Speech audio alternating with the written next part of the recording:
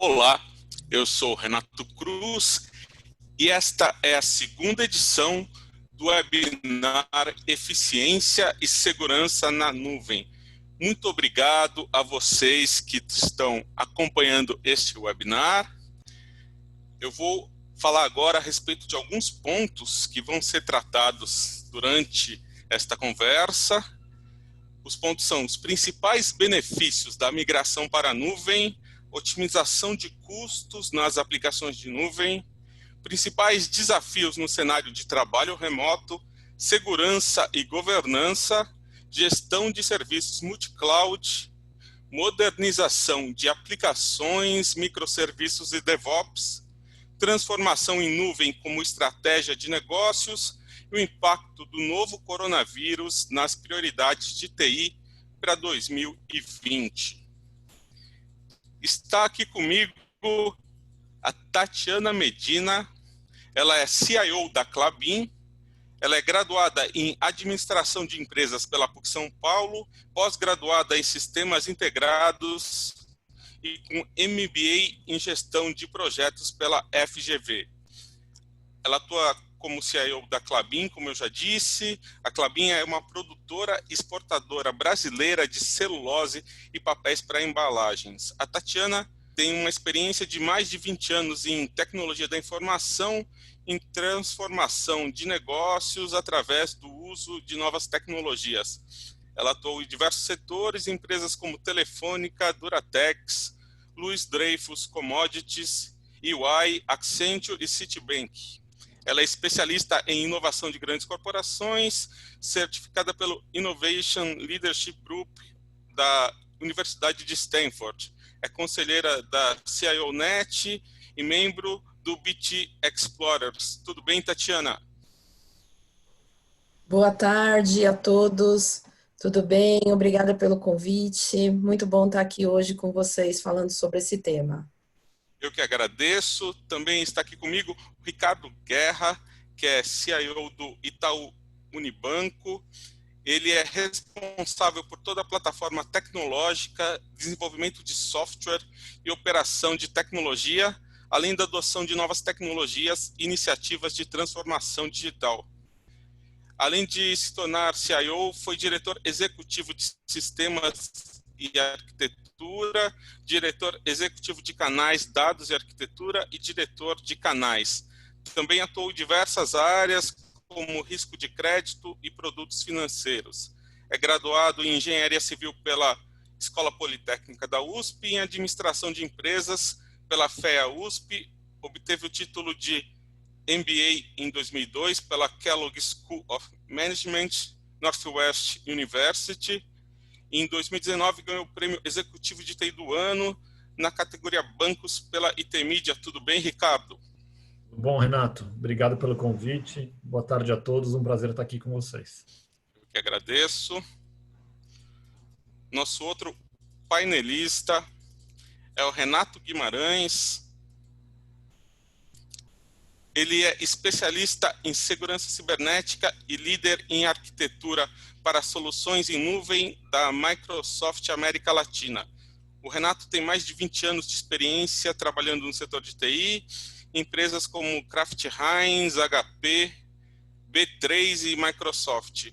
Atualmente ele atua como líder de arquitetura de soluções em nuvem da Microsoft América Latina. Entre suas responsabilidades atuais estão apoiar os parceiros estratégicos da Microsoft na transformação de seus negócios através do desenvolvimento de soluções e serviços em nuvem e como especialista em segurança cibernética tem apoiado clientes e parceiros da Microsoft na definição de estratégias de transformação digital e migração para a nuvem de maneira segura. Tudo certo, Renato?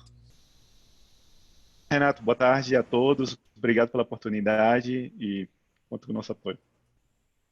Obrigado, Renato. Também está aqui comigo o Carlos Abramo.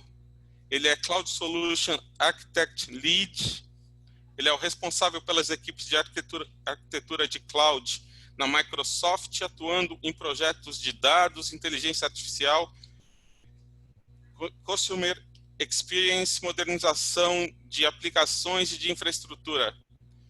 com passagens pela Oracle e IBM, possui experiência em diversos clientes dos segmentos de finanças, varejo, bens de consumo e indústria, como Itaú, Bradesco, Netshoes, Grupo Pão de Açúcar, Natura, Latam e Odebrecht, além de grande experiência com o ecossistema de parceiros da Microsoft. Tudo certo, Carlos? Muito bom, boa tarde. Acho que é um prazer estar aqui com vocês. Agradeço o convite e espero que tenhamos uma ótima discussão hoje. Também está aqui com a gente o Maurício Catani, o presidente da Unisys Brasil e CFO para a América Latina. Além de liderar a operação da empresa no Brasil, o Maurício é responsável pela área de finanças da Unisys em toda a América Latina. Ele integra o conselho da Brascom e preside o comitê de ética da entidade. Na Unisys, ele apoia todas as áreas de negócio, no fechamento de novos contratos, na aplicação das melhores práticas de governança corporativa. Ele tem mais de 25 anos de experiência em grandes empresas como Medial Saúde, Converges, IMG, T-Systems do Brasil e EDS Brasil. Ele é graduado em Ciências Contábeis pela Universidade de São Judas Tadeu, tem diversos cursos nas áreas de auditoria, gestão financeira, liderança e tecnologia da informação. O Maurício já atuou em diversos projetos internacionais em países como Estados Unidos, Reino Unido, Suíça, Alemanha, República Tcheca, México, Argentina, Venezuela e Colômbia. Tudo certo, Maurício? Boa tarde, Renato. Tudo bem? Tudo bem? Boa tarde aos meus colegas de painel aqui. Também está aqui com a gente o Guilherme Artuso. Ele é líder da prática de cloud para a América Latina.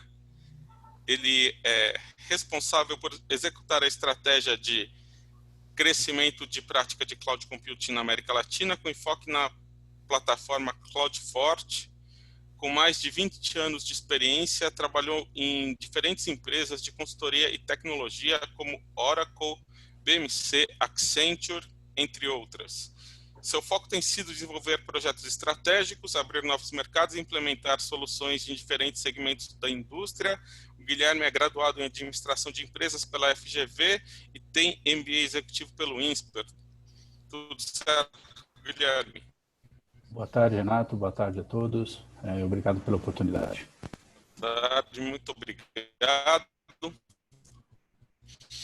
Então, antes de a gente começar aqui, durante esse seminário, eu vou fazer algumas perguntas aí para você que está nos acompanhando, né? A nossa primeira pergunta é a seguinte: até que ponto você acredita que a computação em nuvem e a transformação na nuvem foram integradas à estratégia de negócio da sua organização? A primeira opção é fundamental para a estratégia de negócios, parte importante da estratégia de negócios, parte menor ou insignificante da estratégia de negócios. Então, apareceu aí para vocês a pergunta, né? Então é só respondê-la que daqui a pouco a gente vai falar sobre os resultados. Bom, quem quiser pode também fazer perguntas aqui pelo chat e depois no final desse webinar, quando vocês saírem, vai ter um questionário a respeito do que vocês acharam desse painel. Eu peço que vocês respondam também. Sobrou uma pergunta da primeira edição do webinar, que era a seguinte: como que ficam as aplicações em nuvem e o trabalho remoto com a infraestrutura de telecomunicações que a gente tem hoje, como vencer dificuldades nessa área? Esse é um ponto que a gente vai tratar hoje também. Vou começar passando a palavra para Tatiana, saber um pouco como que a Klabin tem tratado esse tema de nuvem. Em uma conversa anterior, a Tatiana contou de aplicações, de casos bem interessantes de uso de nuvem na Klabin, que tem a ver com indústria 4.0, monitoramento de floresta. Então, Tatiana, me conta um pouco o que vocês vêm fazendo hoje, como vocês chegaram até esse ponto. Legal, é isso mesmo. A gente tem olhado, né, as oportunidades que a nuvem nos propicia, por nós termos uma manufatura e a gente está buscando, né, quando a gente fala de digitalização e grande processamento de dados, a gente está buscando eficiência operacional na nossa cadeia. principalmente na indústria, e nós temos também um parque florestal bastante intenso. Dentro da indústria, a gente tem uma fábrica que foi inaugurada em 2016, então essa fábrica ela já nasceu sensorizada, por ela ser nova, ser bastante moderna, então a gente tem muita oportunidade dentro dessa fábrica para testar todas as tecnologias e já usar tecnologias vinculadas a processamento e armazenagem na nuvem. E também a gente se conecta com fornecedores hoje que usam desse tipo de tecnologia. A gente tem uma aspiração, né, de poder usar de todos esses dados, de todo o armazenamento de dados e do aprendizado das máquinas para que a gente tenha realmente a fábrica inteligente. E usando, enfim, recursos dentro de casa, isso não seria possível. O que nos dá essa capacidade de armazenamento e processamento é a nuvem. E muito nessa trajetória do aprendizado da máquina para que, né, daqui a um tempo ela possa tomar a decisão e poder operar, né, o nosso parque, aí, ou boa parte do nosso parque fabril, sem precisar tanto da nossa intervenção humana nesse processo. E, por outro lado, a gente tem a floresta. Na floresta, a gente tem uma oportunidade interessante, porque a floresta, como ela tem um plantio, e esse plantio demora 7 anos para a gente fazer a colheita, então a gente não vai até a floresta durante esses 7 anos. Então, quando a gente precisa identificar alguma praga ou algum problema, isso é feito via imagens de satélite. E essas imagens a gente sabe, a gente tem que armazenar muita imagem, a gente tem que processar essas imagens, então a gente tem que realmente ter uma arquitetura que permita converter essas imagens em informações que rapidamente possam ser processadas. A nuvem tem nos ajudado nisso. E uma vez que a gente identifica algum foco, né, que a gente precisa estudar mais dentro dessas imagens da nossa floresta, aí a gente usa do recurso de drone. Aí o drone ele pode fazer realmente um sobrevoo mais perto das árvores e poder identificar melhor também via imagem. E tudo isso é armazenado. Isso também vai montar para a gente uma base de dados histórica bastante interessante para a gente poder, no futuro, medir, né, todo o crescimento dessa árvore, produtividade das árvores. Então, o processamento em nuvem para a gente é vital para o nosso negócio daqui para frente. Como que vocês têm tratado, principalmente nessa aplicação de monitoramento de floresta, a questão da infraestrutura de telecomunicações, Tatiana? Isso é um grande desafio para todos nós, né, no Brasil, e principalmente quem trabalha na parte agrícola ou tem operações, né, florestais como a gente sabe que o sinal não chega em lugares remotos, e quando chega também a qualidade é bastante ruim. A gente tem achado soluções alternativas, e tem hoje, a gente né, no Brasil, a gente fala que a gente é bastante criativa, a gente tem a oportunidade de trabalhar com pessoas e com fornecedores muito criativos, e a gente, juntando tecnologias, a gente consegue hoje já transitar dados, e dados até online do campo, das fazendas para dentro para a nuvem, né? Para fazer os processamentos. Mas, claro que é uma composição de várias tecnologias disponíveis hoje, com muita criatividade, então se usa desde rádio, satélite, né, tem redes mesh, enfim, tudo que é disponível naquela região, até a gente conseguir chegar num sinal de 3G, 4G e poder transmitir o dado. E isso tem nos dado muita informação em tempo real, né, em tempo mais rápido do que era no passado. Então, esse é um desafio que a gente tem superado, sim, e não dá para esperar as operadoras ou esperar o 5G chegar, né, porque a gente sabe que o negócio está aí e a gente tem que ser produtivo nesse momento, né, não dá para esperar a tecnologia chegar até lá. Obrigado, Tatiana. Karine, a gente já tem o resultado aí da primeira pergunta. Então, a pergunta foi: até que ponto você acredita que a computação em nuvem e a transformação na nuvem devem ser integradas à estratégia de negócios da sua organização? Então, 55% responderam essencial para a estratégia de negócios, 42% grande parte da estratégia de negócios, só 3% responderam pequena parte da estratégia de negócios.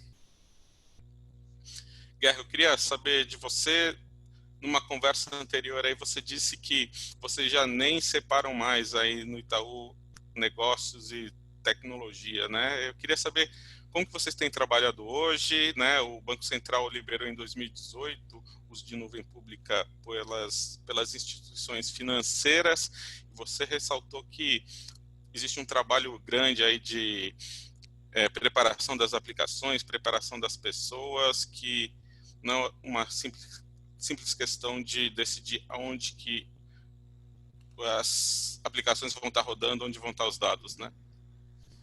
Perfeito. Está correto, Renato. São várias questões, né, que hoje a gente que é responsável por tecnologia precisa olhar para garantir que a gente entregue competitividade para a organização que a gente trabalha. E independente da ordem de importância, acho que todas têm igual importância aqui, obviamente depende de cada empresa. Dá para a gente começar falando um pouco sobre a integração aqui, que a gente chama, né, de tecnologia e negócios. Eu acho que esse é um termo que remete ao passado, quando tecnologia é uma área e negócios é uma área, né? É óbvio que a maioria das empresas ainda estão organizadas desse jeito, mas isso leva a uma entropia muito grande. A gente diz que isso torna a empresa não lean. Né? No conceito lean, você ou está discutindo sobre cliente ou está com algum trabalho operacional mandatório, como contabilidade, por exemplo, ou está desperdiçando tempo, né? Então, no final das contas, essa relação entre áreas acaba criando prioridades diferentes, acaba criando métricas diferentes, pontos de vista diferentes sobre como a organização deve ser gerida, e aí você acaba tendo a tradicional briga sobre prazo de um lado, custo do outro, entendimento de escopo, entendimento de plataforma, né? E você acaba falando línguas diferentes, o que não ajuda ninguém, não ajuda o cliente, não ajuda o acionista, não ajuda a empresa. Então, a gente aprendeu que, de fato, integrando operações, né? Integrando, a gente quer dizer, como é que eu coloco todas as práticas necessárias embaixo de uma mesma jornada de cliente para que a gente possa maximizar essa relação, para que a gente possa entender, de fato, a dor do consumidor, entender oportunidades de prestar serviço com mais qualidade e garantir essa evolução na prestação de serviço. O Itaú é uma empresa grande, a gente opera em centenas de negócios diferentes, e não é trivial você montar isso para todos os negócios. Obviamente, a gente tem estágios de evolução diferente em cada um deles, mas o modelo operacional que nós escolhemos é um modelo onde tecnologia é uma parte de um grupo de pessoas ao qual se juntam negócios, entendimento de resultado, UX, marketing, operações, enfim, seja qual for a disciplina necessária, mas todas estas pessoas têm a responsabilidade de entender a dor do cliente, a necessidade, a oportunidade para o negócio e discutir em conjunto quais as melhores soluções, como é que a gente experimenta a solução em curtíssimo prazo e chega a conclusões rapidamente para que a gente possa entregar resultado o quanto antes, né? Então, de fato, é algo que a gente busca constantemente e é uma jornada que nunca acaba. Você precisa sempre evoluir e aprimorar esse modelo. Ao mesmo tempo, existe a questão da evolução tecnológica, né? Você mencionou aí que o Banco Central liberou em 2018 a utilização de cloud pública por parte de instituições financeiras, é verdade. Desde então, a gente vem aí numa jornada agressiva de aprendizado e, embora a gente já tenha decidido há muitos anos que a nossa referência é uma construção de plataformas orientadas a serviço, microserviçadas e rodando em nuvem, né? Essa é uma solução tecnológica que em 2020 é extremamente flexível, extremamente rápida e mais eficiente do ponto de vista de custos. Não necessariamente você consegue virar essa chave tendo uma plataforma legada como a gente tem de mais de 40 anos, porque ela requer uma reescrita de plataforma, requer uma reescrita de arquitetura, propriamente dito. Independente da tecnologia que a gente usa, a forma pela qual a aplicação está escrita precisa ser reescrita para você ganhar essa habilidade de ter serviços isolados, microserviços rodando de forma independente, falando uns com os outros através de APIs, né? Mesmo que você consiga começar a escalar isso, ainda você vai ter um problema para resolver, que é treinar milhares de pessoas em escala porque o desenvolvimento de aplicações para cloud requer um conhecimento completamente diferente daqueles de plataformas mais antigas, dos anos 90 ou até 80, que requeriam muito mais um conhecimento funcional e menos conhecimento tecnológico, e o desenvolvimento em cloud requer um conhecimento tecnológico profundo para você poder produzir autoscaling, para você produzir, enfim, incorporar práticas de DevOps e de SRE, para você garantir que você está usando os recursos de forma correta. Hoje existe uma miríade aí de alternativas dentro dos provedores de cloud pública de serviços à disposição. Precisa saber muito bem o que você usa, o que você não usa, para maximizar o resultado daquilo que você está buscando. Então, é uma jornada bastante complexa, uma jornada de transformação muito grande, bastante agressiva, que as diversas empresas precisam dominar do ponto de vista de tecnologia. Guerra, me conta um pouco como é o processo para vocês de decidir assim, o que vai para a nuvem neste momento, o que vai depois, para que nuvem isso vai, como trabalhar com as diferentes plataformas de nuvem pública e com a nuvem privada também, quais são os principais pontos decisórios nessa área? Perfeito. Eu te diria o seguinte, Renato, nós já tomamos a decisão de ir para a nuvem pública, não faz sentido para a gente estar em nuvem privada, isso seria tentar montar uma infraestrutura e competir com os principais players de mercado. Não é o nosso negócio ficar montando infraestrutura de cloud, e obviamente a nossa cloud privada dá até vergonha se a gente começar a comparar com os grandes provedores, né? Ou seja, a quantidade de serviços à disposição nas grandes clouds públicas não dá nem para começar a conversar quando você compara com o que a gente montou nos últimos anos internamente. De novo, montamos porque era necessário, porque antes de 2018 a gente não podia usar clouds públicas e a gente começou essa jornada mais ou menos em 2015. Então, a cloud privada nos prestou um grande serviço, mas já tomamos a decisão e cloud pública é o caminho que a gente está seguindo, sem dúvida nenhuma. A decisão em si, ela passa primeiro do ponto... A gente diz o seguinte, Renato, nós não decidimos nunca ir para cloud por ir para cloud. A gente está sempre resolvendo um problema, né? Então, essa metodologia que eu te descrevi, que não é nada que a gente tenha inventado, né? O que empresas digitais no mundo inteiro fazem, onde negócios de tecnologia e outras especialidades estão olhando problemas de cliente, jornadas em conjunto, você sempre tem que ter um problema para ser resolvido para você poder tomar a decisão de fazer uma migração ou de colocar algum tipo de plataforma, serviço, negócio em cloud ou onde seja, né? A gente fala que tech for tech não vale, ou seja, vou migrar para cloud porque é legal. Não. A gente vai migrar para cloud porque isso vai trazer ou mais competitividade, ou vai habilitar a gente a oferecer um serviço que a gente não conseguia, ou até oferecer um serviço que a gente já oferecia, mas com muito mais qualidade, com muito mais velocidade na compreensão das dores e das necessidades do cliente, tá? Então, a migração sempre é movida por um propósito, por um problema a ser resolvido, e quando a gente tem um problema a ser resolvido, a gente olha para a nossa prateleira tecnológica e toma a decisão para onde ir. E, invariavelmente, quando você precisa de velocidade, cloud, microserviço é a solução. Então, você, pelo menos em 2020, 2021, você não vai ver do ponto de vista de competitividade, no sentido de entender dor de cliente, no sentido de gerar valor de market share ou algo parecido com isso, você não vai ver o Itaú tomando a decisão de ir para a cloud, onde você não gera esse tipo de valor, né? Ou seja, em commodities, não tem muita... Eu não vou... A plataforma que eu rodo, ela é agnóstica. Se eu estou comoditizado, provavelmente eu não vou precisar fazer grandes intervenções, então a velocidade não é importante. E, por fim, existe uma questão de eficiência, que é importantíssima. A cloud bem gerida pode trazer economias de escala importantes, e esse é um outro driver que a gente também olha. Eu posso querer migrar alguma coisa para a cloud para diminuir o custo operacional do banco, e nós temos feito também iniciativas nesse sentido, tá? Você fez a pergunta, e aí, como é que você opera? Com quem você opera? Isso depende muito do negócio, depende muito da estratégia do momento. A gente, obviamente, opera, o Itaú, pelo tamanho que opera com os principais players de mercado, né? A gente não opera com ninguém pequeno.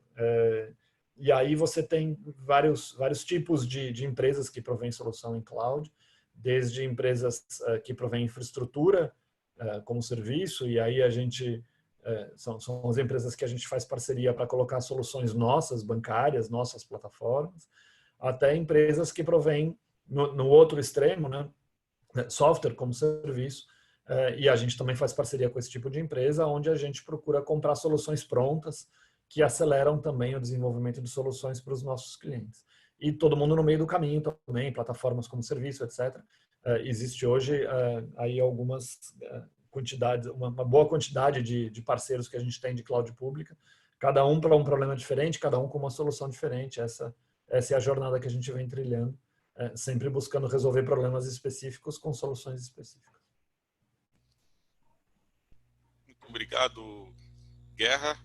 Eu queria saber do Renato Guimarães como ele vê essas questões, né, colocadas até agora, por exemplo, questões de adequação das aplicações, questões de preparação da equipe, até estruturais da empresa, como garantir que os clientes tenham um bom resultado se a solução depende dessas questões que não são necessariamente tecnológicas ou de infraestrutura de tecnologia.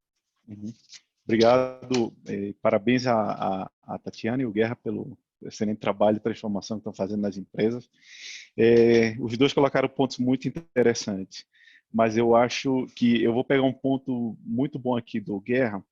Eu tenho um ponto da Tatiana e do Guerra, mas o Guerra com relação à migração para nós sempre vai ter um propósito de negócio. Então, o que é que nós aprendemos com o tempo?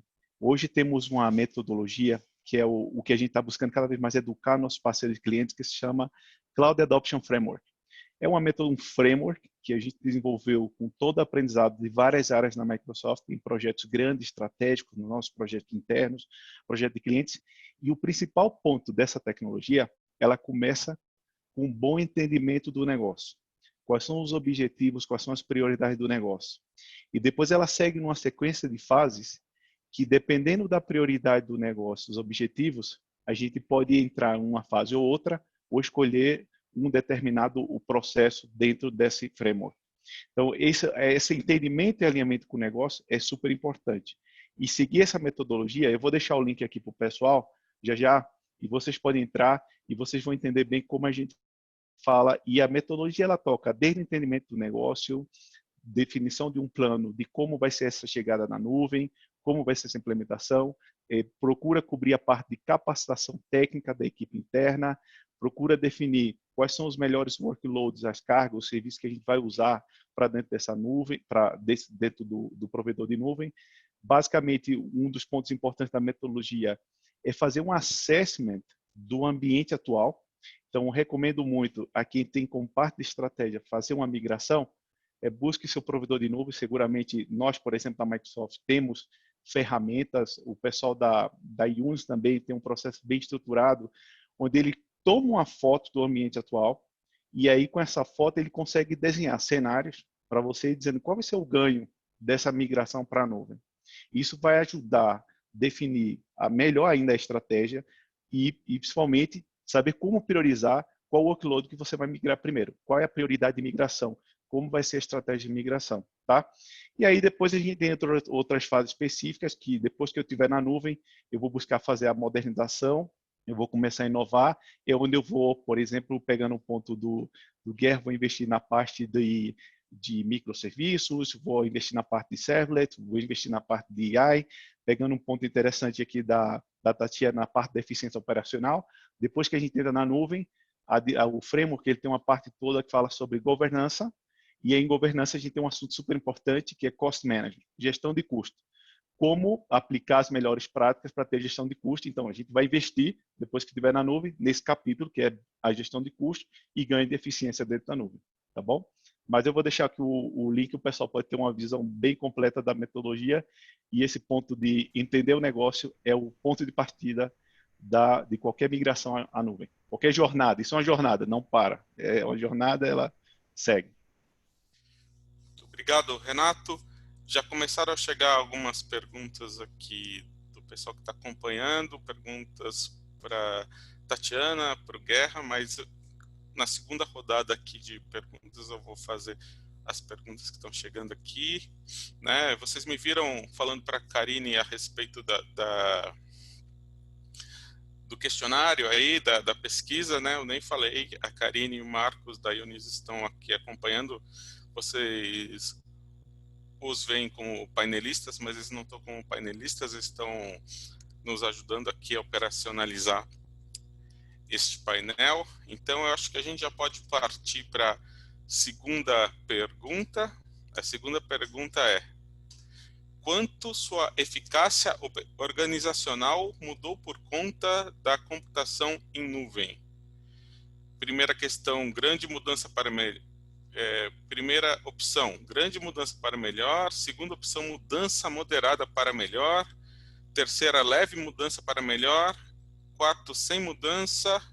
Quinto, leve mudança para pior. 6, mudança moderada para pior. Então, vocês estão vendo aí a questão. Enquanto vocês respondem, eu passo a palavra ao Guilherme Artuso da Unisys. Guilherme, o que você achou aí das respostas à primeira questão que a gente fez aqui para a audiência?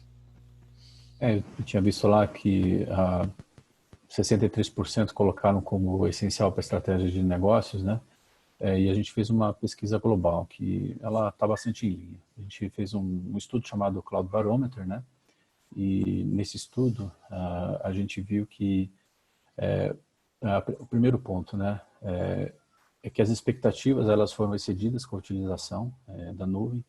E aí, quando a gente faz uma comparação entre países, a América Latina ela ficou nas 3 primeiras colocações, na comparação com outros países, Ásia, Estados Unidos e tudo mais, exceção do Chile, eu acho até por não ter uma cloud pública disponível para eles.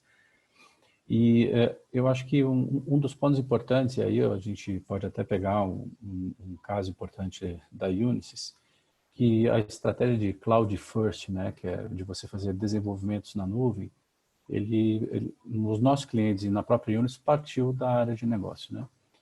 Então, aí, pensando até, por exemplo, num aspecto da Unisys, né? Uma decisão que a gente tomou há 4 anos atrás, mais ou menos, é que a gente ia ter um Cloud First em função de custo, que a gente não tinha mais interesse em ficar investindo numa infraestrutura aí que era bastante dispendiosa e a gente acabou tomando essa decisão. Acho que tanto o Guerra quanto a Tatiana deram alguns outros exemplos, né? Seja, por exemplo, de você ter flexibilidade ou, eventualmente, aí de você conseguir atender o time to market. E que, no fundo, não são decisões que são... que a gente encontra somente na área de tecnologia, né? Acho que isso sempre foram objetivos, né, que nós, como executivos de TI, sempre tentamos entregar, mas fica muito mais claro que você, por exemplo, assim, pensar num projeto onde você vai ter que fazer uma migração, que vai ter que mudar muito a forma como é que você estava acostumado a trabalhar, tem que ter muito claro o que você imagina do retorno disso. Seja, por exemplo, provavelmente financeiro, seja através de ganhos de produtividade que você vai ter para gerenciar novos ambientes ou colocar novas tecnologias, né? Então, acho que um outro exemplo que o Ricardo ele deu, né, que, por exemplo, até de uma comparação entre fazer uma cloud privada e uma cloud pública, né, eu acho que não foi só o Itaú, eu conheço outras empresas também que acabaram investindo bastante, mas tal qual não é realmente core business, né? Seja de um banco, seja de uma empresa, por exemplo, de manufatura, como a Clabin. Então, muitas vezes é mais fácil você deixar realmente aí com um provedor que tenha, vamos dizer, a capacidade de research, a capacidade de investimento, que seja realmente o foco, deixar fazer esse tipo de desenvolvimento. Então, um resumo seria esse. Muito obrigado, Guilherme. Karine, a gente tem já a resposta aí da questão. Então, a pergunta era: quanto sua eficácia organizacional mudou por conta da computação em nuvem? 45% mudança moderada para melhor, 41% grande mudança para melhor, 14% leve mudança para melhor, ninguém respondeu sem mudança, ninguém respondeu leve mudança para pior, ninguém respondeu mudança moderada para pior. Então, todos consideraram o resultado positivo, a maior deles, a maioria deles, o resultado moderado positivo. Carlos, eu queria saber de você, como que você vê essa resposta aí da pesquisa, né? E como que você tem visto o movimento aí no mercado brasileiro? Olha, acho que até fazendo um ponto, acho que juntando os pontos levantados pelo Guerra e pela Tatiana, quando você utiliza a cloud com um objetivo, a cloud e suas soluções associadas com um propósito, com um objetivo a ser atingido, não somente um laboratório de ciências ou um experimento para testar, o que é válido. Pode ser experimentar a tecnologia, é uma forma de se aprender, e o conceito de fail fast e learn fast. Então, mas quando você tem um objetivo associado, e você tem principalmente um ponto importante levantado pelo Guerra, que é uma análise do impacto desse objetivo com a adoção de tecnologias, com a cultura das empresas, eu acho que as empresas elas podem obter o máximo possível de benefício da adoção de cloud e da adoção dessas novas tecnologias. Pegando um caso comentado pela Tatiana, de utilização de imagens de satélite ou por drones. O conceito de cloud tem um processamento dentro do que dentro dos data centers, dos provedores de cloud, mas eu também posso utilizar o conceito de processamento na ponta, o processamento em edge. Então, eu consigo levar processos de dados e de inteligência artificial para serem rodados próximo ao local em que necessita ser utilizado. Por exemplo, o caso de drone, por exemplo, situações dentro da floresta. Do ponto de vista, eu tenho um propósito ou tecnologia, entra a cultura. Como eu consigo preparar o meu time operacional ou preparar as pessoas que estão no campo para trabalhar melhor com essas ferramentas e tecnologias? Se eu não levar esse ponto de cultura em consideração, eu posso ter o melhor propósito possível dentro do meu plano de negócios, eu posso ter a melhor tecnologia, mas o projeto ele não decola, ele não tem êxito pela capacidade ou falta de capacidade de adoção dentro das empresas. Então, o que eu vejo esse ponto de cultura acho que um grande diferencial para o sucesso na adoção das soluções de cloud e também machine learning e outras tecnologias que estão muito em voga hoje. Quanto mais investido em treinamento, quanto mais investido nas pessoas, melhor e mais aberto está o caminho para a adoção das tecnologias e para o impacto no negócio no final do ciclo. Muito obrigado, Carlos. Então, eu queria saber do Maurício. Maurício, além de ser uma provedora de soluções aí, a Unisys também é um caso de migração para a nuvem. Eu queria saber como é que foi no caso de vocês nessa passagem para a cloud.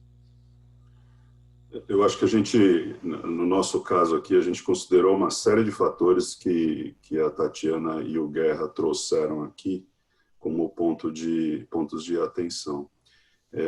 A nossa jornada de migração para a nuvem, ela começou há mais ou menos 4 anos atrás, né? E naquela ocasião, no final de 2016, nós tínhamos mais ou menos 13% das nossas aplicações e servidores rodando na nuvem. O resto era tudo dentro de casa. E a decisão foi tomada naquela ocasião de que, em algum momento, esse roadmap foi definido e que nós deveríamos estar 100% na nuvem em algum momento no futuro. Esse momento no futuro é agora, 2020. Então, a gente andou nesses 4 anos, nós migramos todas as aplicações, foram mais ou menos 300 aplicações e 500 servidores ao longo desses 4 anos, migrados para a nuvem, e hoje a gente pode dizer que estamos muito, muito, muito próximos de 100% de toda essa infraestrutura rodando em nuvem. E o que a gente fez? Como Tatiana e Guerra colocaram, é muito importante, o primeiro passo é decidir, queremos ir para a nuvem, né? E essa é uma decisão relativamente fácil. Eu acho que o que fica difícil é trazer todos os atores que participam de um projeto como esse, entender justamente o contexto de negócio Então, olhar a jornada de migração para a nuvem como, de fato, uma estratégia que pode impactar pesadamente o negócio da empresa como um todo, né? Nós fizemos isso, o nosso CEO esteve diretamente envolvido em todas as decisões do que, como e quando migrar, né? Então, eu acho que essa é uma lição aprendida para as empresas, para os nossos clientes, para a nossa audiência aqui, de que a atenção executiva num processo como esse é extremamente importante. Não é só aprovar o processo, é participar do processo e avaliando realmente cada ação e os riscos inerentes a cada uma dessas ações. Uma das decisões que a gente tomou, e o Guilherme fez esse comentário, era custo, né? Então, a gente, na Unisys, nós não quisemos e não pudemos adicionar orçamento incremental para os projetos de migração. Então, a maneira como nós desenhamos isso foi justamente mapear toda essa infraestrutura, todos os servidores, identificar o período de vida útil de cada uma dessas aplicações ou desses servidores, hardware e software, e a migração ela acontecia de uma maneira programada e ordenada, de forma a otimizarmos ao máximo o investimento feito na adequação dessa infraestrutura no passado. As economias, os savings gerados com a parcela dessa infraestrutura que subiu para a nuvem, eles iam subsidiando futuras migrações. De forma que hoje a gente olha para trás e 4 anos depois, a gente concluiu praticamente 100% dessa migração sem colocar nenhum orçamento adicional. Então, foi um processo e um projeto que se autofundiou, né? Ele se autofinanciou. E é possível, só que demanda muita organização, muito planejamento e atenção executiva. E como o Guerra e Tatiana colocaram, eu acho que a tecnologia hoje, em todas as empresas, ela é parte central do negócio. Ela deixou de ser uma linha de custo ou investimento de capital quando a liderança da empresa está discutindo os seus orçamentos. A tecnologia tem que ser trazida para as discussões de negócio e, através da adoção das melhores práticas, soluções e tecnologias, o resultado vem no negócio, né? O CIO de hoje, ele precisa andar de mãos dadas com o CFO e com o CEO, e para as empresas que têm o seu chefe de estratégia, tem que andar muito perto e entender o que está acontecendo. Os inputs de um CIO são extremamente relevantes na definição do plano de longo prazo das empresas, porque a tecnologia ela está no centro dos negócios hoje, indiscutivelmente, né? A empresa que não usa tecnologia para ganhar eficiência ou aumentar sua competitividade, fatalmente ela não vai ter vida longa, né? Vai ter problemas.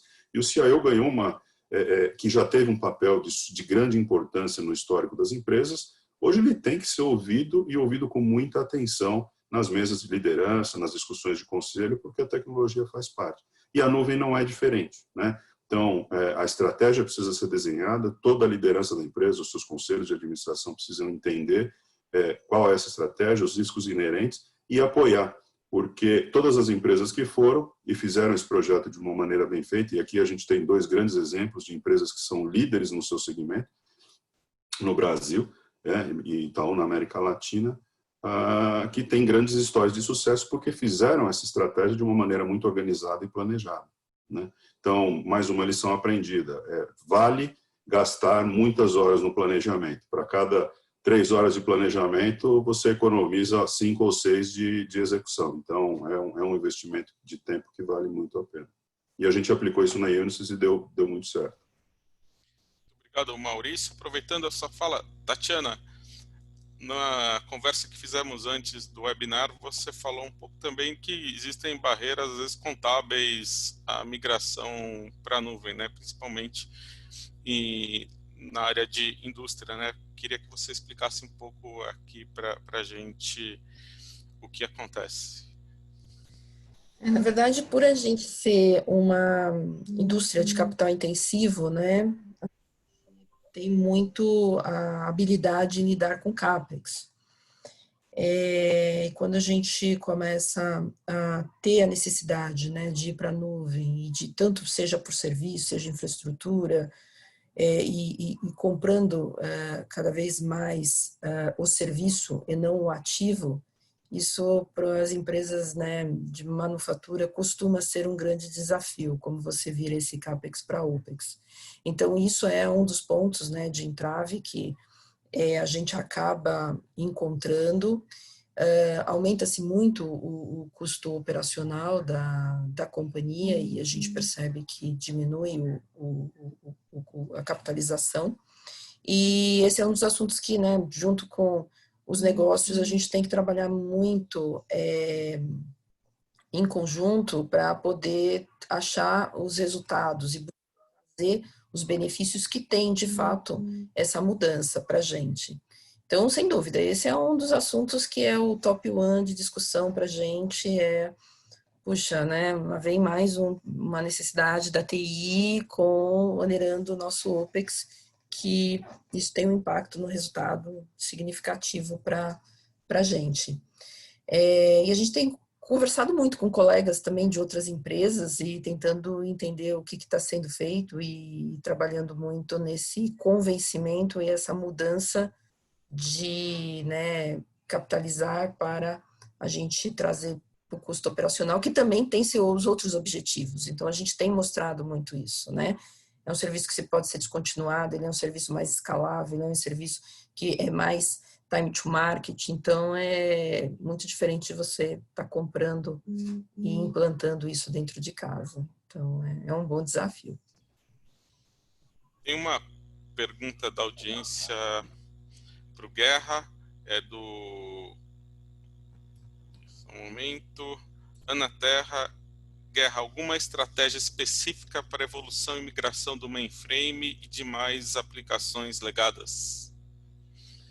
Bastante. Esse é um desafio não trivial, né?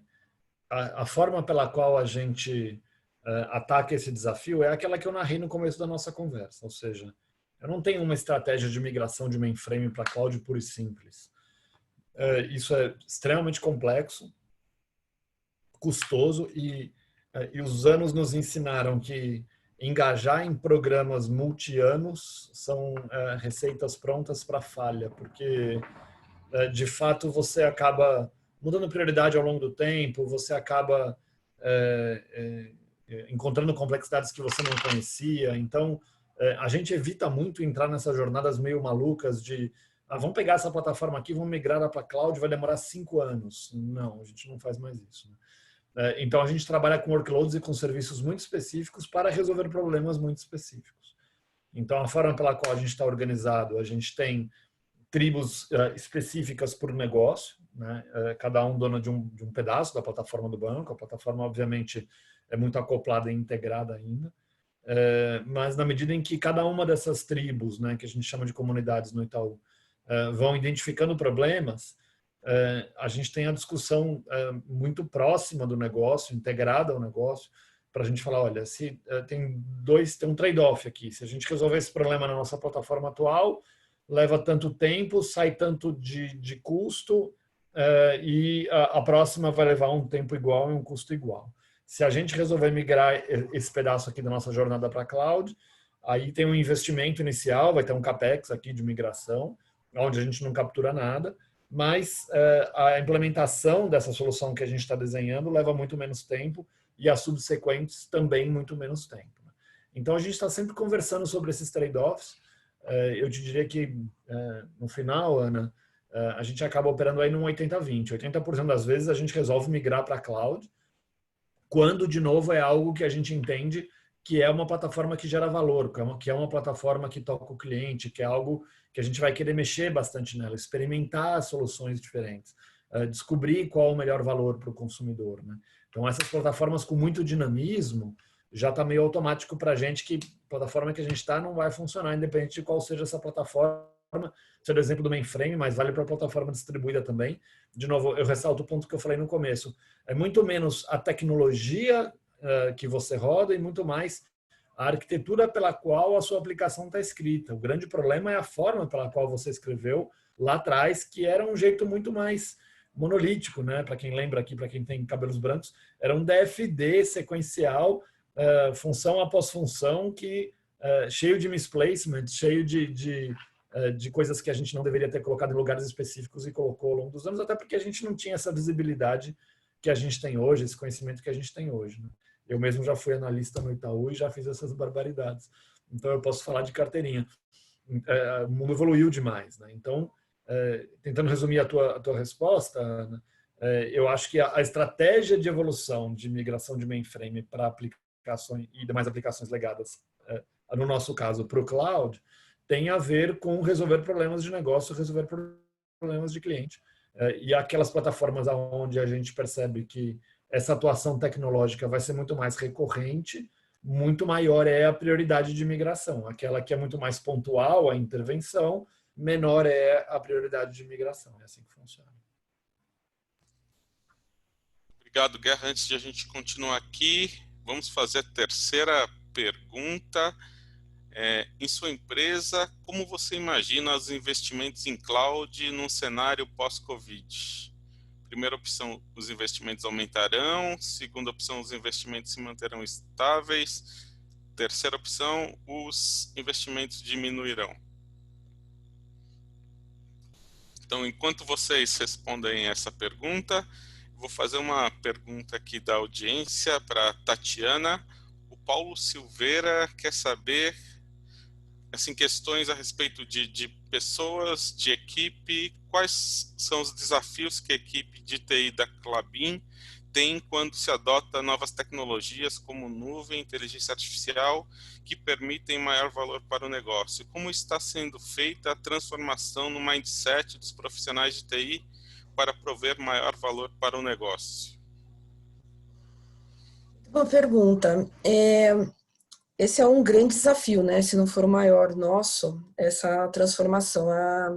A Klabin, com muitas empresas, né? E até continuando o que o Guerra falou, nós fomos monolíticos por muito tempo, né? E de alguns poucos anos para cá que a gente começou a olhar a arquitetura. Então, um grande desafio para nós, né, profissionais de TI, a gente encarar essa nova arquitetura que vem com bastante tecnologia diferente, bastante camadas, mas que ela agrega muito. A gente trabalha muito, né, com arquitetura que seja hoje, né, nossos princípios estão ser escalável, segura, que traga eficiência operacional, com uma experiência boa do usuário. Então, com isso, a gente tem que mudar muito o mindset da nossa equipe, que estava bem acostumada a lidar com poucas tecnologias ou tudo dentro de um só repositório, uma só plataforma, ou seja, né, resolver problemas com um único tipo de solução. Agora a gente vê uma oportunidade muito grande de N soluções para a gente poder conectar e pensar de uma forma diferenciada. Isso tem muito a ver com o mindset, né? Como está dizendo a pergunta. No nosso caso, a gente tem feito uma capacitação muito grande do nosso time. E uma das formas de capacitação que a gente gosta muito, a gente usa muitas formas, mas uma que a gente gosta muito é casos de uso. Então, a gente tem praticado muito, ver no mercado casos de uso. O próprio Itaú é um case que a gente chegou a observar e outras empresas. E também a gente começa a formar os nossos cases de sucesso. Então, a partir do momento que a gente consegue destravar 1, 2 ou 3 casos dentro da empresa e os profissionais de TI entendem o benefício que aquilo tem e como conseguiram ser tão time to market para o negócio, a lista de backlog fica muito melhor controlada, o resultado da experiência final e a produtividade que aquela plataforma traz é boa, o próprio profissional começa a repensar o seu conceito e começa a ir nessa direção, né? Então, a nossa visão tem que ter alguém que puxa a fila ou algumas pessoas que puxam a fila na mudança do mindset. Com certeza, boa parte vai engajar quando vê resultado e pode ser que tenha alguns que não consigam engajar, mas na minha experiência são bem poucos. Obrigado, Tatiana. Tem mais uma pergunta aqui para o Guerra, que vem do Rodrigo Gonçalves. Ele quer saber como garantir a não dependência de cloud com um único fornecedor. Eu imagino... Como é que ele chama? Desculpa, Renato. Rodrigo Gonçalves. Rodrigo. Rodrigo, eu imagino que você esteja perguntando sobre IaaS, sobre Infrastructure as a Service. Porque os outros fornecedores costumam ser mais particulares. A resposta é bastante direta, é só não trabalhar com um só, né?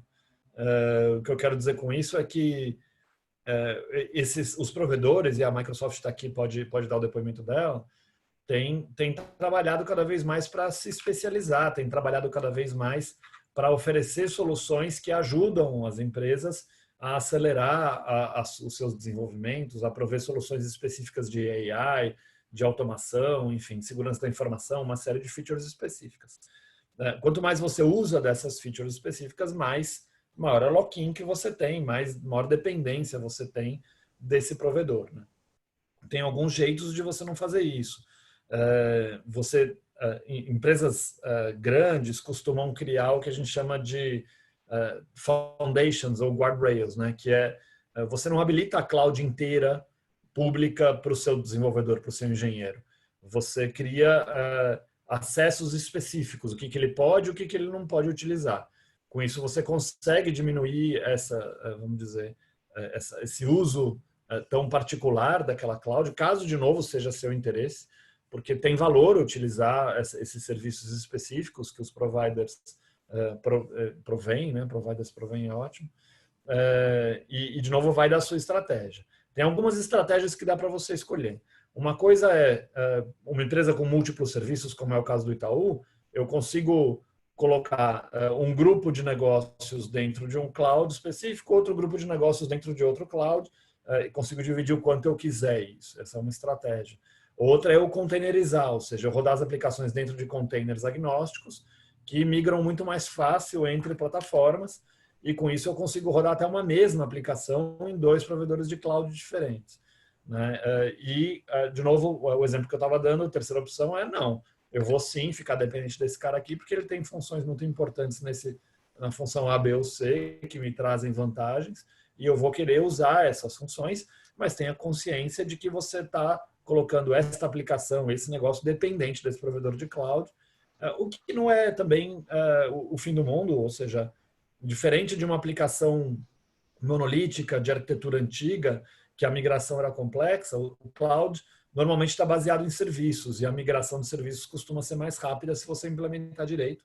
Mas sim, você tem um ponto que você acaba criando um certo nível de lock-in, mas eu te diria que a análise não é trivial, né? Os provedores de cloud sempre têm esse incentivo de, óbvio, você trabalhar um percentual maior do workload da empresa junto com eles, e para isso eles oferecem serviços interessantíssimos.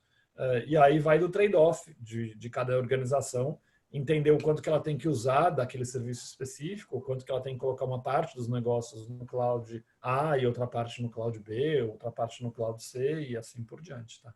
Mas é uma estratégia muito particular de cada organização frente às vantagens, as diferentes vantagens possíveis, sejam vantagens de velocidade de construção, sejam vantagens de economia de escala, sejam vantagens comerciais, enfim, tem uma série aí de análises que precisam ser feitas, tá? Não é uma conversa trivial. Obrigado, Ricardo. Karine, qual foi o resultado da terceira pergunta aqui da pesquisa? Então, a pergunta foi: em sua empresa, como você imagina os investimentos em cloud no cenário pós-Covid? 50% responderam que os investimentos aumentarão, 41% que os investimentos continuarão estáveis e 9% que os investimentos vão diminuir. Aproveitando, então, esse resultado, a gente vai fazer a nossa última rodada aqui de perguntas e respostas. Antes de a gente encerrar, então, passo a palavra ao Guerra. Eu queria saber um pouco de você, Guerra, como você vê o cenário aí de futuro, até onde a gente consegue ver, né? Depois dessa situação, até não só de cloud, mas também de home office e tal, como você vê essa situação evoluindo nos próximos meses? Olha, Renato, eu diria que uma frase já batida, né? O mundo como a gente conhece ficou para trás, né? A gente vai ver um mundo novo daqui para frente. Eu sou otimista, eu entendo que o mundo vai melhorar. a gente está tendo, e a razão de eu ter esse otimismo é porque a gente está tendo muito aprendizado, né? É curioso, a gente tinha muito receio desse home office em escala no banco. No final a gente está mais produtivo, né? No final a gente está conseguindo ter mais foco, a gente está conseguindo entregar coisas com mais valor. Isso não quer dizer que todo mundo tem que ficar em home office, tem muita coisa que a gente sente falta, sessões de ideação, sessões de planejamento integrado, planejamento estratégico, essas coisas funcionam melhor se você puder desenhar numa lousa com todo mundo na sala e ter brainstorms e discussões com todo mundo junto, parece que funciona melhor, né? Então, como eu te falei no começo, a gente não fechou ainda o modelo, mas a gente entende que o Itaú daqui para frente vai trabalhar com um bom percentual de home office, com uma agressividade bastante grande no uso dessa ferramenta, porque é uma ferramenta, enfim, muito mais conveniente, né, para muita gente, enfim, e de fato isso não implica em nenhuma perda de produtividade ou de eficiência. Então a gente consegue um dinamismo muito melhor. Dependendo da atividade, você usa uma solução diferente, você aplica uma plataforma diferente, você tem uma interação diferente. Quando a crise passar, a nossa ideia é ter ambientes diferentes de trabalho, ter ambientes colaborativos, ter ambientes onde a gente possa lançar mão de soluções diferentes de fato. E é como você falou no começo, né? Não lembro quem que comentou, tem gente que precisa voltar para o trabalho, tem gente que não tem infraestrutura em casa, então o banco também tem que ter local à disposição para essas pessoas poderem trabalhar, mas eu acho que vai ser um mundo muito mais dinâmico nesse sentido, e eu acho que isso acelera a adoção de novas tecnologias, acelera a adoção de tecnologia de ponta, fica muito mais fácil a interação, muito mais fácil o aprendizado. Então eu sou otimista com o futuro, eu acho que a gente vai ver algo muito mais interessante para as pessoas daqui para frente. Obrigado, Guerra. Eu queria perguntar também a Tatiana como ela vê esse cenário aí de futuro, próximos meses. Eu quero aproveitar também, pedir para você contar para a gente o caso aí da Klabin Saúde também, como um projeto que vocês fizeram aí em meio à pandemia. O que foi, quais foram os resultados? Eu acho que, né, a pandemia trouxe muita oportunidade para todos nós de TI, poder comprovar, né, valor do uso da tecnologia, né, e não aplicar a tecnologia porque é moda ou porque alguma necessidade surgiu, mas sem a gente medir de fato o que isso vai trazer de benefício. Na Klabin a gente teve, logo na primeira semana, né, que todo mundo aqui em São Paulo começou a se isolar, naquela semana 16 de março, a gente teve uma ligação de um gestor da nossa área florestal, dizendo que ele estava medindo a temperatura das pessoas que estavam entrando no ônibus, porque a gente pega o colaborador na casa dele e leva até a floresta, depois, né, a gente devolve o colaborador para a casa dele. Então, esse é o trajeto diário. Então, antes dele subir no ônibus, a gente mede a temperatura. Só que os fiscais estavam se confundindo os nomes, né? Muitos Marcelos, muitos Carlos, muitos Cláudios e muitas Fabianas, e eles falaram, a gente, na hora de anotar, a gente não sabe mais a temperatura de quem que anotou, eles estão se perdendo com isso. Então, ligou para a gente tem uma área, o Tech Lab, que eles ficam testando muita tecnologia e estressando a tecnologia para pôr em prova. Rapidamente, o Tech Lab puxou lá 3 ou 4 assuntos que estavam dentro da gavetinha e conseguiu criar um aplicativo, ou seja, em 4 horas a gente estava testando esse aplicativo na entrada, na devolução das pessoas para suas casas. Isso aí escalou rapidamente, né? Hoje, além de ter o aplicativo, esse aplicativo hoje, todo colaborador da Klabin, boa parte dele, antes de sair de casa, ele faz a sua automedição, tem várias perguntas para ele colocar ali no aplicativo, e com base nisso ele consegue endereçar a pessoa se fica em casa ou se vai para o trabalho. E a gente resolveu um outro caso, porque nós temos poucos médicos, né, disponíveis, somos quase 19 mil aí colaboradores, poucos médicos disponíveis, e como esses médicos vão conseguir avaliar a situação de todos esses colaboradores que estão indo para a fábrica e para a floresta, porque o administrativo ficou remoto, mas a floresta e a fábrica continuou o trabalho em campo.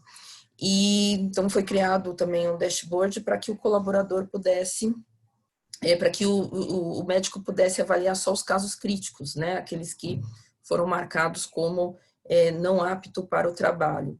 E isso deu uma velocidade muito grande. Hoje, depois de 2 meses aí, quase 3 implementado, praticamente 3, a solução ela é completa e a gente também descaracterizou da Klabin e disponibilizamos em plataforma aberta. Hoje ela está disponível no GitHub para qualquer empresa que queira usar, subir a plataforma e utilizar para fazer, né, tanto a avaliação física individual de cada um é interessante.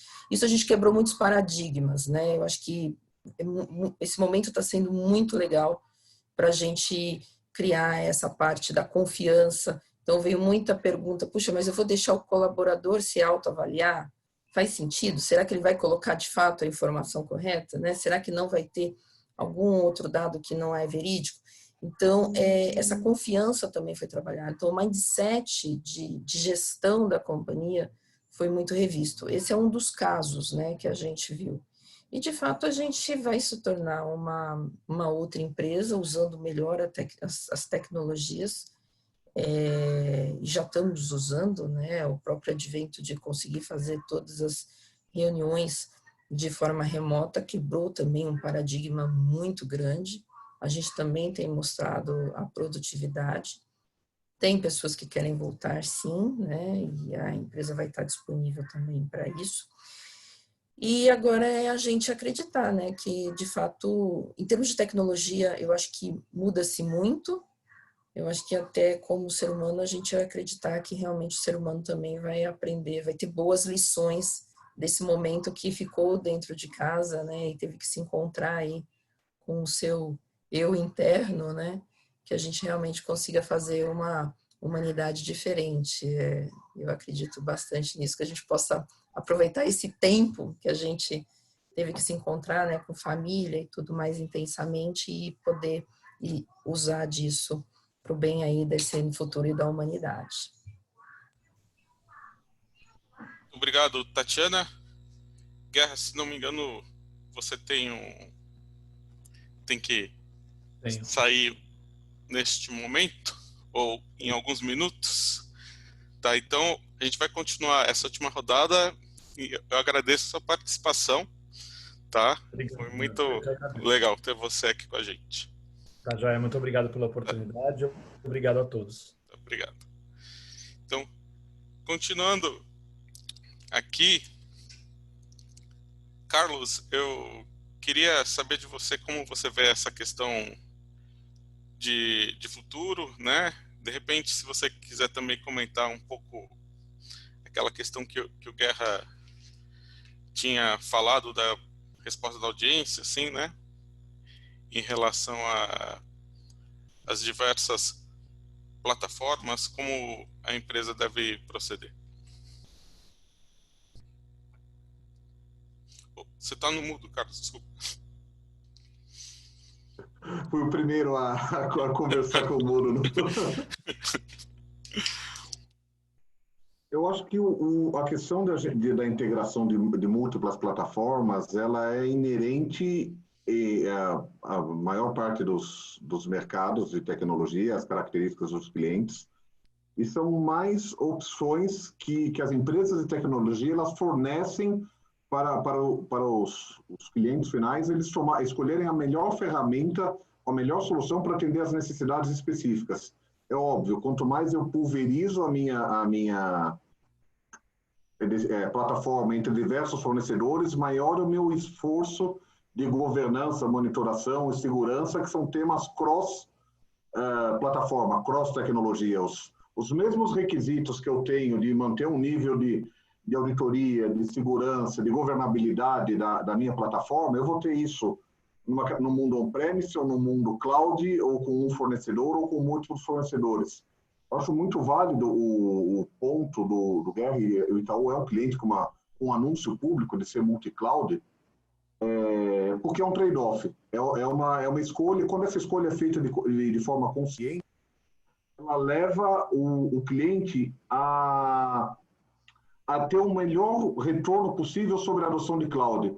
A gente costuma dizer que os competidores, principalmente da Microsoft de cloud, muitas vezes não são os outros players de nuvem. É falar, olha, eu tenho alguma preocupação ou eu tenho alguma restrição em relação a migrar para a nuvem, em aproveitar esse mundo. Acho que tem espaço para todo mundo, para todos os fornecedores crescerem na nuvem.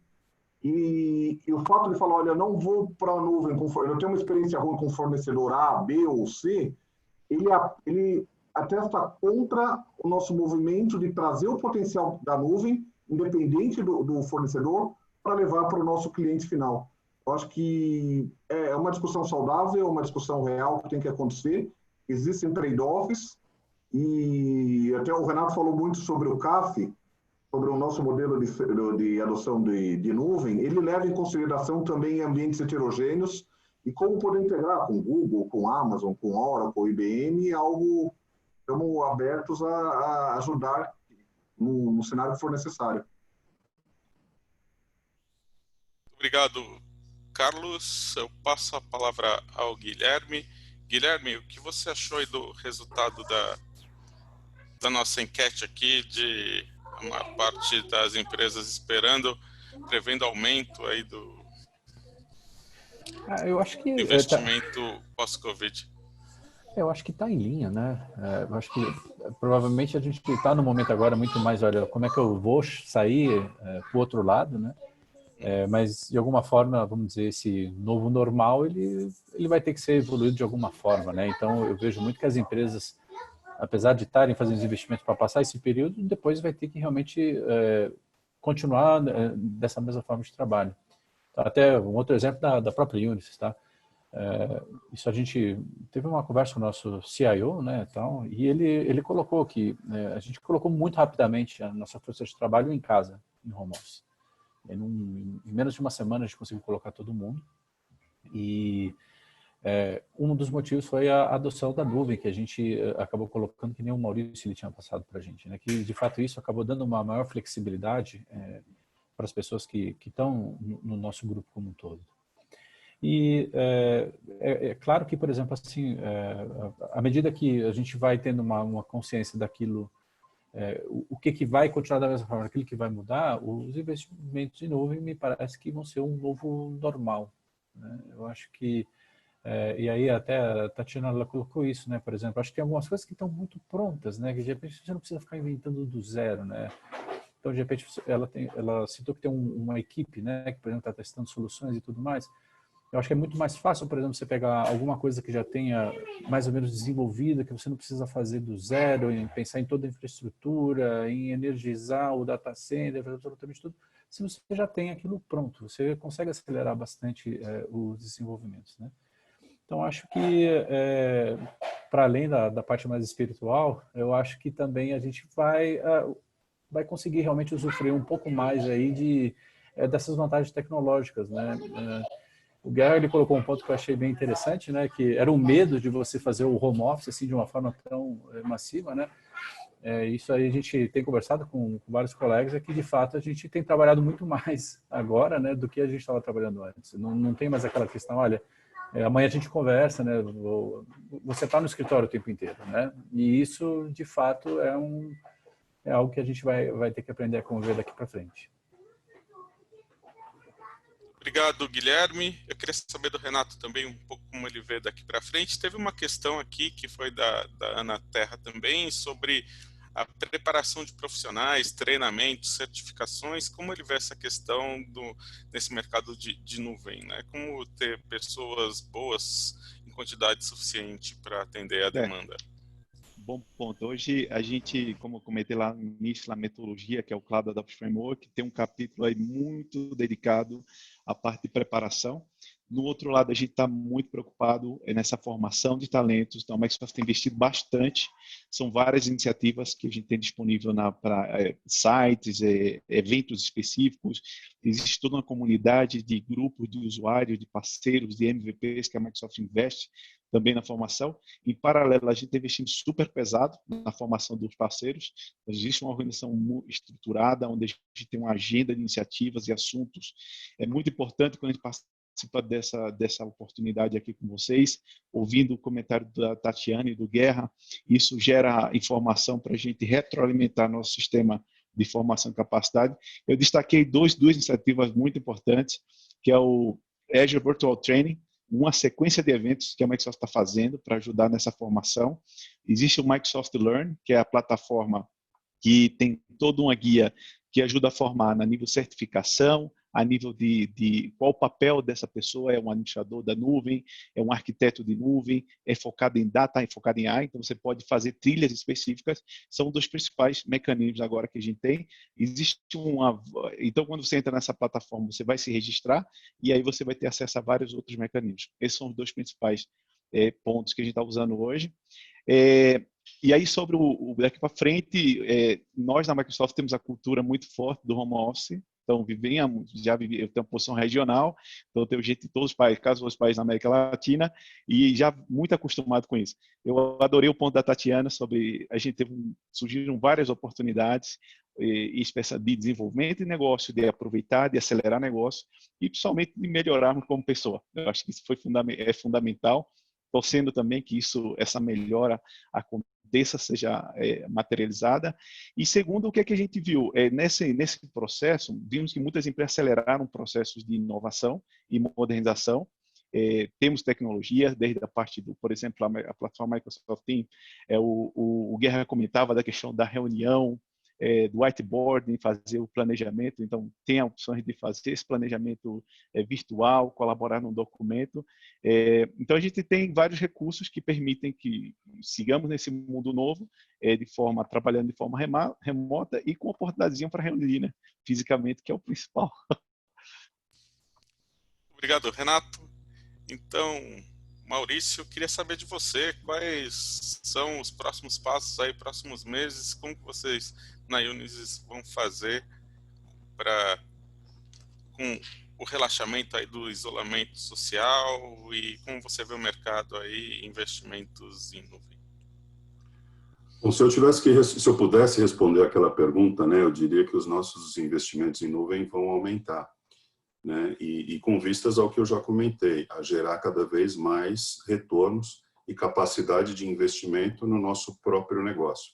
Então, como a gente olha para frente, obviamente manter essa estratégia de continuarmos 100% com as aplicações atuais em nuvem, o que vier pela frente já vai nascer em nuvem, e eu até pego um gancho em alguns comentários que o Guerra fez, os comentários finais, de que eu acho que mais importante do que ter um ou mais fornecedores, né, de serviços de nuvem, é a empresa ter grande apoio na orquestração desses workloads que estão nas diferentes instâncias, né? Seja uma nuvem única ou multi-cloud, o que seja, o que vai trazer de fato um ganho de eficiência é como a empresa vai orquestrar o que está rodando em cada uma das nuvens. Esse é um serviço que a gente faz para nós mesmos e a gente ajuda alguns clientes na orquestração dos seus workloads que estão na nuvem. E segurança, né? Você falou como é que é o futuro. Eu acho que todos aqui já comentaram e todas as empresas vivem essa realidade. Nós fomos forçados a nos colocarmos a trabalhar de forma remota em poucos dias. Então, toda a empresa conseguiu fazer, não foi fácil, mas todo mundo está trabalhando de forma remota. E agora, olhando para frente, eu acho que é a hora de prestar atenção em outras coisas. Agora que o avião está voando, né? Que mais que a gente tem que fazer para ter certeza de que tudo que a gente está fazendo na nuvem está adequadamente protegido?